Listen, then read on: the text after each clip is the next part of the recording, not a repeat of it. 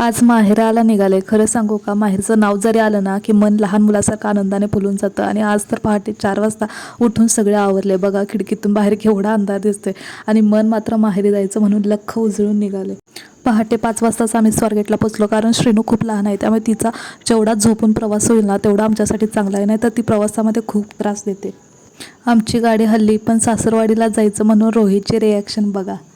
श्रीनूने हे आज प्रवासामध्ये बिलकुल त्रास नाही दिला. ती शांतपणे खिडकीबाहेर पाहण्यात व्यस्त होती आणि आज तिने बसचा प्रवास पण खूप छान एन्जॉय केला. फायनली आम्ही सांगलीमध्ये पोहोचलो आणि रिक्षा करून घरी जायला निघालो. आणि खूप दिवसांनी पाहिलेले हे रस्ते परत ओळखीचे वाटतात. जणू बालपण परत भेटायला आले असं वाटत होतं.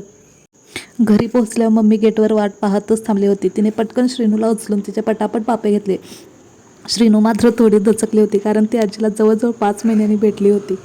नंतर मात्र आम्ही काही आजीला सोडले नाही आणि आजीही तिला घेऊनच जेवण वाढायची तयारी करू लागली. आणि जेवणात एवढे सगळे पदार्थ बघून माझा आनंद तर गगनात मावत नव्हता.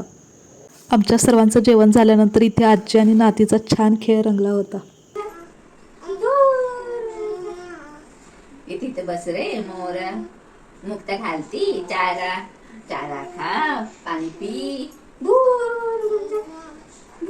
श्रीनू तर नुसते आजीचं शेपूटच म्हटली होती. आजीला काही ती सोडतच नव्हती. मात्र श्रीनूचा हा कारभार पाहता आजी आम्हाला जास्त दिवस घरात ठेवेल असं काही वाटत नाही. अच्छा, चलो बाय.